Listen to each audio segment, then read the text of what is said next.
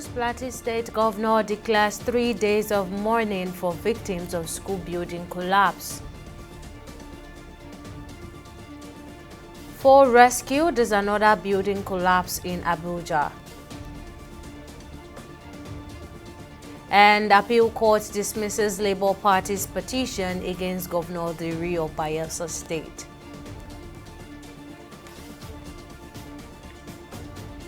Glad to have you join us on News Now on TV 360 Nigeria. I'm Tamilore Akinkwole. The Plateau State government has declared 3 days of mourning for lives lost in the St. Academic School building collapse on Friday. Now, no fewer than 22 lives were lost and injuries were sustained by several teachers and students of the school located in Busabuji, north local government area of the state, where the school building caved in while class was on. In response to the tragic loss of lives and several injuries sustained, the government ordered that all flags within the state be flown at half-mast during the 3-day mourning, which starts from July 13th to July 15th in honor of the school building collapse victims. This was made known in a statement signed by Plateau State Commissioner for Information Musa Asham on Saturday. Now, the governor also announced the immediate closure of the school and ordered full investigation into the building collapse. And 4 people have also been rescued after a section of a 2-story residential apartment collapsed in Abuja on Saturday morning, with several people trapped in the rubble. Now, this comes less than 24 hours after a school building collapsed on Peoples in Plateau State. The FCT Emergency Management Department was notified of the incident by passerby and also received a distress call on the emergency toll-free number. Now, 2 of the rescued victims have been taken to Kubwa General Hospital, and search efforts are ongoing for any other person that may be trapped in the collapsed building. Now to political matters. Over the week, the Supreme Court gave a ruling on local government autonomy by granting them financial autonomy by saying local government funds should be directly paid to local government account and local government chairmen and caretakers be properly elected democratically. Now, earlier on, I spoke with political affairs analyst Bibi Farouk, asking a mistake on the ruling. Well, I think it's been interpreted by so many legal minds that to the extent that one can begin to get confused. But it's landmark, like you called it, to the extent that it's going to stop some serious mischief in the polity, especially as regards governors and their local government funding. Certainly, there is some. To a large extent, some, would I say, discrepancy in the understanding of what local government autonomy is all about in Nigerian politics. I think there are 2 groups of different thinkers. The governors believe that, in fact, the Nigerian federal system rotates around just 2 federal entities, the federal government and the state governments. This is a misnomer as far as I'm concerned. But there are others who believe that the Nigerian federal system rotates around the states, the federal and the local government areas. All right, now lastly, before I let you go now, with the local government chairmen getting their money directly from the federation account, do you think they'll be able to deliver the dividends of democracy and effect better the development at the local government level? Well, the reason why there is very little mention of local governments in the constitution is because of the extent of diversity you find when you go down to native people, to the native areas. So you cannot have a uniform position, that you cannot make an assertion that all of them would manage these resources properly as required democratically even. And you cannot say some of them cannot do much better.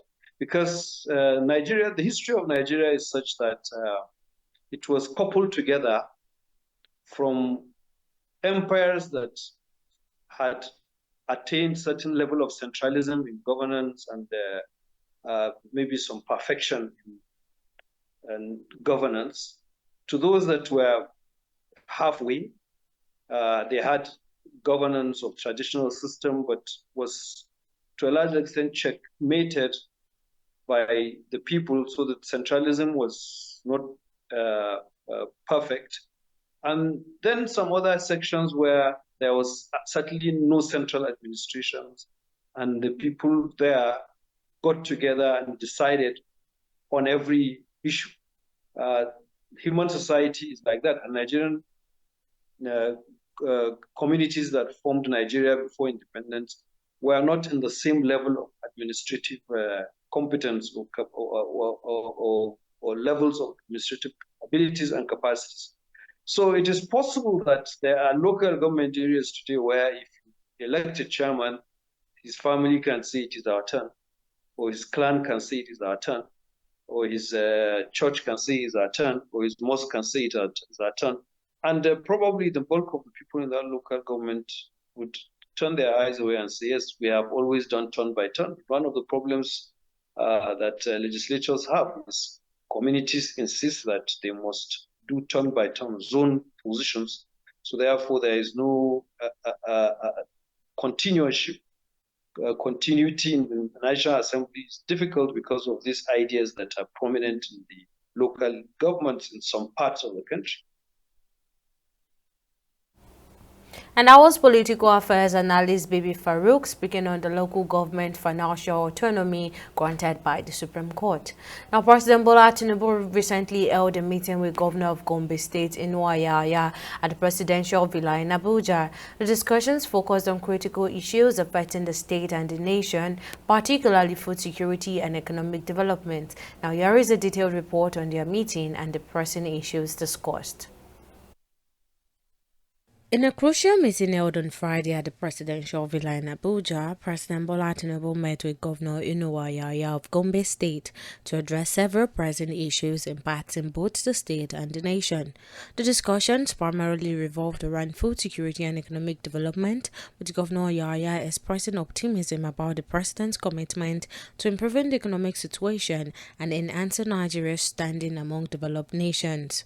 We touched on all the issues, and I'm satisfied and I'm convinced that Mr. President is ready and has been doing his best and will continuously do his best in order to deliver on the mandate and see that Nigeria is out of the current situation and has improved and has gone to catch up with the rest of the developed world. The governor also voiced disappointment over the delay in the commencement of oil drilling activities in northern Nigeria, specifically at the Kolmani oil field.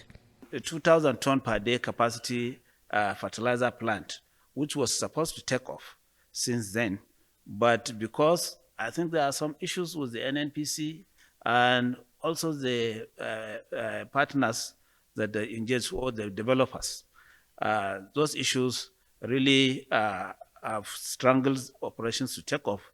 And in fact, it's part of the discussion I had with Mr. President, believing that once he steps in, maybe we'll see activities back for the fact that petroleum and gas are under the exclusive list, and there isn't much we can do. And the NNPC is the only company that is supposed to handle anything gas or petroleum in the Federal Republic of Nigeria.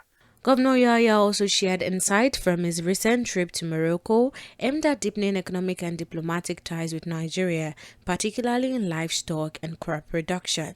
Morocco being a very successful country in Africa that has succeeded in developing both livestock and crop production, we decided to go so that we see how they are doing it and we can copy best practices so that we come and implement and see that our own state and indeed the whole of Nigeria improves in terms of productivity with regards to agriculture and animal husbandry.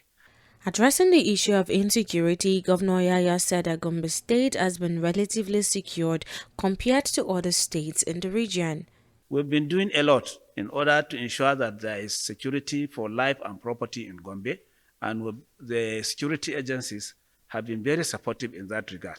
The people too have been cooperating, and we're relatively secured and will continue to pursue and ensure that there is full security for lives and property in Gombe State, and will collaborate with our brothers in the neighboring states in the northeast sub-region and the wider north to ensure that at least were brothers keepers, and security is restored back to normalcy. He also spoke about the agricultural potential of Gombe State, saying that 75 to 80% of the population is engaged in livestock or crop production. He expressed confidence that with recent interventions and anticipated good harvest, Gombe State will double its food production compared to the previous year. To support peasant farmers and boost food production, Governor Yaya's administration has revived the cooperative system and provided direct support to farmers. Tamilore Akinkwole, TV360, Lagos. The Court of Appeal has dismissed the petition filed by the Labour Party and its governorship candidate Udem Ogbofa Eradiri, challenging the emergence of Governor Doyediri of the People's Democratic Party (PDP) as the governor of Bayelsa State in November 2023 election. The three-member appellate court panel determined the tribunal acted correctly in rejecting the Labour Party's petition due to its lack of merit.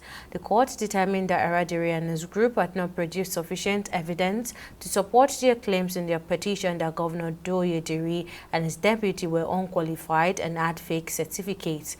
The court also held that the tribunal was right when it held the appellant's petition, which was abandoned, having not been signed by either the petitioners or their counsels as required by law. The panel, however, awarded the cost of 200,000 naira against the appellant in favor of each of the respondents in the appeal. The Economic Community of West African States, ECOWAS, has voiced concerns over the increasing issue of irregular migration and has laid out strategies to address this challenge. During the ongoing first ordinary section of the ECOWAS Parliament in Abuja, the President of ECOWAS Commission, Omature, presented the 2024 interim report on the state of the community. In his address, Ture spoke about the need for member states to focus on job creation as well as maintaining peace and stability within the region as essential solutions to these societal problems. He also urged member states to adopt more compassionate approaches to dealing with drug addiction, highlighting the importance of support and rehabilitation over punishment. This is a disaster for our region. Immigration, particularly the irregular migration of our youth, is a disaster that we all must recognize. And the solution to it is what ECOWAS should be about, and that is the economic development, economic and social development of our people, of our region. This is what we should focus on. The migration, illegal migration, is more of a symptom. It's a symptom of a problem that we are facing in each of our countries, in each of our communities, and that is unemployment, the limited capacity of our youth, and the inability of our economies to generate sufficient employment for our people. And I think this is what we need to focus on. To be able to focus on this, we must have peace and security in the region. You cannot develop without peace and security. Nobody will invest in our economies, in our communities, when they know their investment can be wasted. So this is why I think for those who think ECOWAS should not focus on security or peace and everything, in my view, that is a bit of a narrower view of the problem. So, Excellencies, at least for us at the Commission, we acknowledge that the illegal or the irregular migration of our young population at their peril is a disaster for our region. And we must do everything possible to really encourage our young people to stay at home by working on job creation, on peace and stability of our communities, of our economies.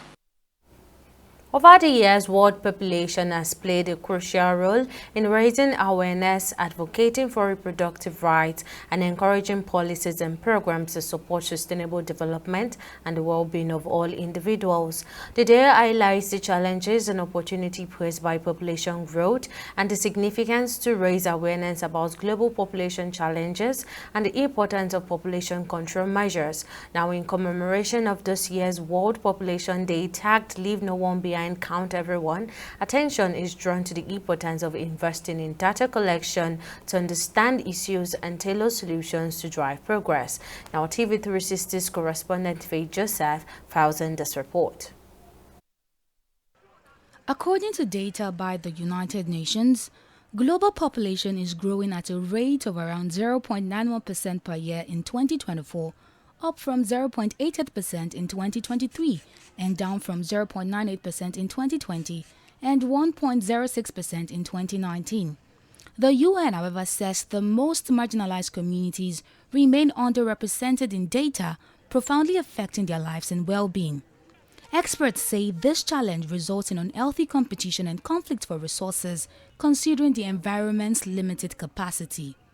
It's getting to the stage now where, because we're not being able to impart the necessary skills through different types of education systems, either vocational education or regular education. So there's too many out of work people now. It's affecting us in a way that is not very palatable.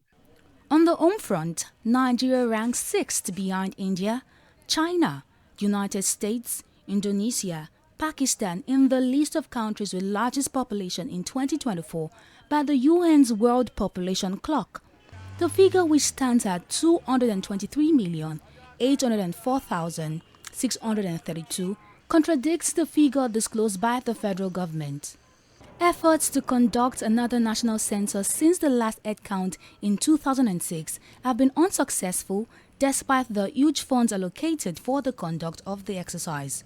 Recently, President Tinubu pledged his administration's support for the next census, asserting its importance in crucial aspects of national planning. If you have a population in an area, what are the infrastructure facilities you should have in place, to cater for their needs in terms of access to water, access to education, access to health, access to welfare packages for the aged and the underprivileged. So the Nigeria's population needs to be, measured, head count needs to be taken in order for us to, harness the positive influence or the positive developments that come with population size. Despite this setback, the federal government says Nigeria's population remains the greatest asset in nation's development process. Every country in the world sees Nigeria as a destination for economy and business. And it is because of our size. The population size of Nigeria is so huge to the extent that there's no aspect of human existence that you not find a Nigerian, excelling. Look at sports, entertainment, medicine, you name it, security-wise. So this huge population has come with a lot of benefits. However, to avoid the side effects of overpopulation, which includes mass poverty, increased death rate, and unemployment, it is imperative that some measures should be put in place to address this issue. We have to take very definitive action to persuade our people to control the population, not to have so many children. It's not like in days gone by where you needed to have the children, partly because life expectancy was pretty low, and the children, they played a very useful role in terms of helping with the labor force. But now, because it's expanding so quickly, there has to be persuasion for control. According to a new United Nations report, the world population is expected to reach 8.6 billion in 2030, 9.8 billion in 2050, and 11.2 billion in 2100. In his address, The UN Secretary General Antonio Guterres says investing in data collection is important as new population figures emerge to unleash affordable capital for sustainable development globally. We're going to break it. We're coming up. Renats demand 253 million naira for monthly wage as Super Eagles coach. Details of the story after this break.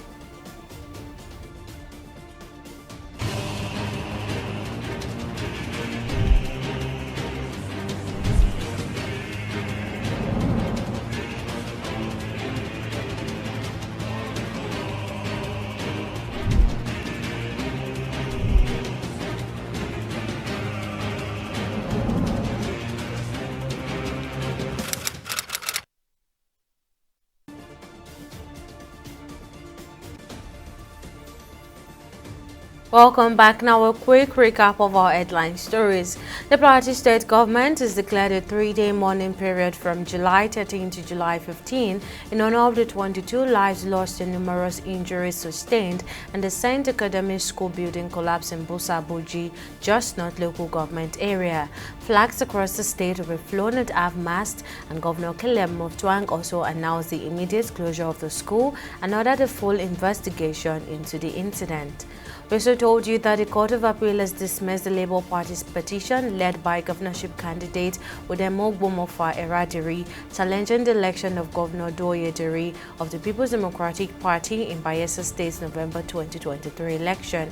The 3-member panel for the petition lacked merit, citing insufficient evidence to support claims that Governor Diri and his deputy were unqualified and had falsified certificates. Additionally, the court upheld the tribunal's decision that the petition was abandoned due to it not being signed by the petitioners or their counsel as required by law.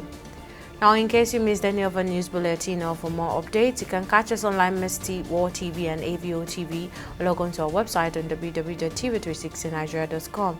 You can also follow us on our social media platforms on Twitter, Instagram and YouTube at TV360 Nigeria, or download our mobile app on Google Play Store, Huawei App Gallery and Apple Store. On Facebook, we're at TV360 Online.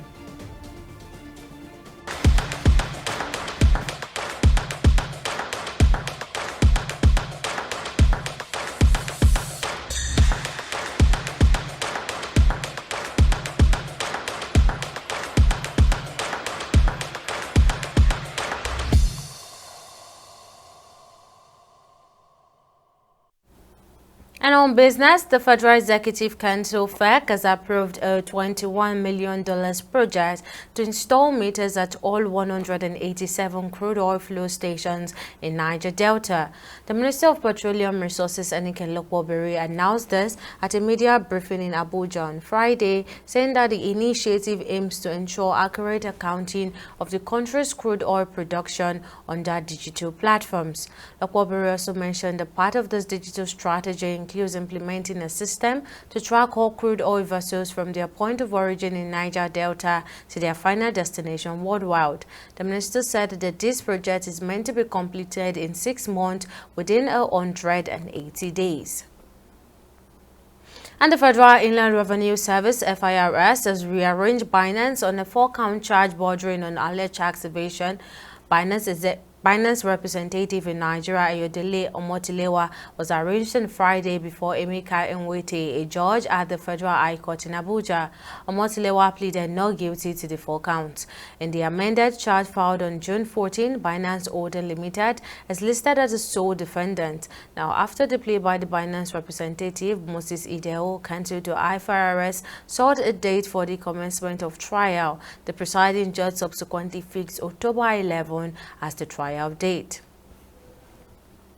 And on the global scene, Colorado has reported 3 presumptive cases of H5 bird flu virus infection in poultry workers, according to the Centers for Disease Control and Prevention (CDC). According to the statements, the 3 people experienced mild symptoms. The infections occurred in workers who were cooling infected animals at a poultry facility that was experiencing an outbreak of H5N1 bird flu.